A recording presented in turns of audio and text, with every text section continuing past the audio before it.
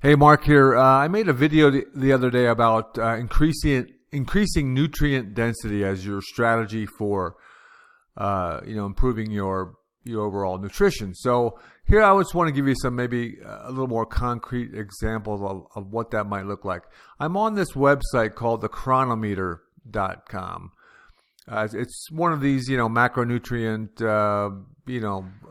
food tells you what's in foods, and this one is very informative. There's a lot of good stuff in here. I'm going to quickly go through just how it's set up for, and then get into some examples. But basically, this is my account. So if you look down here, it's this 2686. This is what it's telling me I need per day based on my settings.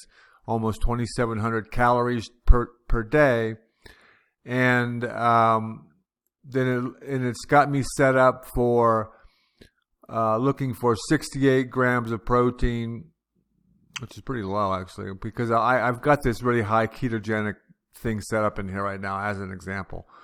I probably eat more than 68, and then it's high fat. So and where that's set up, if you go into these settings, I think it is, you go into settings, and then up here, so the profile, that's where you set this up. So this is me, male, 6'3", 200 pounds. That's calculating body fat at almost 25%. I think I'm probably I hope I'm less than that. I think I am, but this is just, it's estimating based on BMI and all that. And so what I have set up is my activity level. You can select one. So I have selected moderately active. So it calculates my baseline basal metabolic rate, which is this, almost 1,800 calories, and then adds on another 900 for my activity level. And then you can see down here, I have it selected to do this ketogenic, low carb type of diets. And then from that, it's picking these parameters. But I don't worry too much about the actual ratios, because I don't really use it for that. I just use it to look at different foods. But so what you could do in here, let's say if you add a food, just you say add a food. Let's just say here's one right here, avocado. It must list the things I've been looking at. So one, and down here you'll see the serving size. I'm going to add one avocado. Okay. So then it tells you right here that one avocado is 227 calories. And here's the different, it contributes 2.7 grams of protein, 2.4 grams of net carbohydrates, 21 grams of fat. And then you can look down here and see all the other stuff, all the vitamins, the carbohydrate content, fat content, the different types of fats, mineral content, protein content, right? So you can get an idea of for that 227 calories, what'd you get? And it's pretty good. I mean, it's 11% of your overall targets. Again, this is based on the kind of diet you've got in there, but you can see that you're starting to fill in a lot of areas. You say this is probably a pretty good food. The one thing, if you could always get the like a calorie to calorie comparison, it would be easier to do. But there's no way to put in calories as the unit up here, so that's kind of one of the problems. You have to put in some other type of unit. So let me get rid of avocado. Let's look at a different food. Let's say spinach. Spinach is going to be, let's say we'll have 2 cups of spinach. Add that. Now spinach is going to be good because it's very low calories. I mean, so the nutrients to calories is probably going to be high because the calories is so darn low. And there you go. 2 cups of spinach has about, again, 10% of the targets, but we've only eaten 14 calories, and we've gotten all of our vitamin A, you can see there, and we have a lot of other vitamins are starting to fill in, minerals, a little bit of protein, but it's basically you're getting vitamins and minerals from vegetables. So that would be very high on nutrient density, just because the calories are so low for what you're getting. Another example, if you wanted to get really good nutrition, you might eat something like liver. Let's look up, if you enter this, it'll then bring up examples. So I'm going to add beef liver, and I'm not going to put a whole cup. I'm going to put like maybe a serving size with 3 ounces. Okay, that's 162 calories. But look what you get, 42% of your overall targets. A lot of look at this, vitamins really filling in. Minerals, the protein, your protein is almost taken care of for the day. I think when these things are showing up as red, it's probably saying there may be some risk of having that much copper. This is obviously trans fats. You don't want a lot of trans fats, but so there must be something about mega doses of some of these metals, perhaps. But you can see that beef liver. If you could get liver into your diet, you're going to be doing good. Let's look at another. Let me get rid of that. You got to get rid of these each time, otherwise anything you put up there is going to be additive. It's going to. Another one could be chicken liver. Let's see what that's probably similar. Beef liver, chicken liver. Let's do the same thing. 3 ounces. My brother used to eat, what was it, liverwurst. I think that was that chicken liver? I don't know. A lot of protein, 140 calories.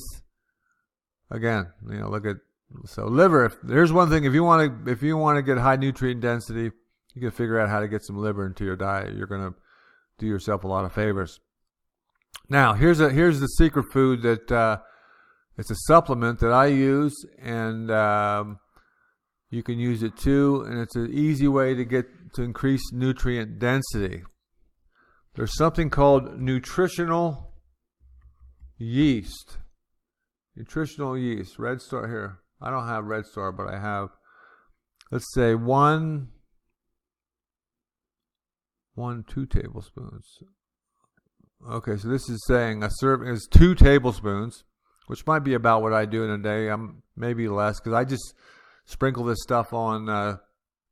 It's a powder essentially. So here's 60 calories. That's the beauty of it. It means very low calorie. But look at what you're getting for it. A lot of vitamins, a lot of the B vitamins. It's kind of like liver in that regard, but few minerals, a little bit of protein. But basically, it's over here with the getting the vitamins and minerals for essentially, very little calories.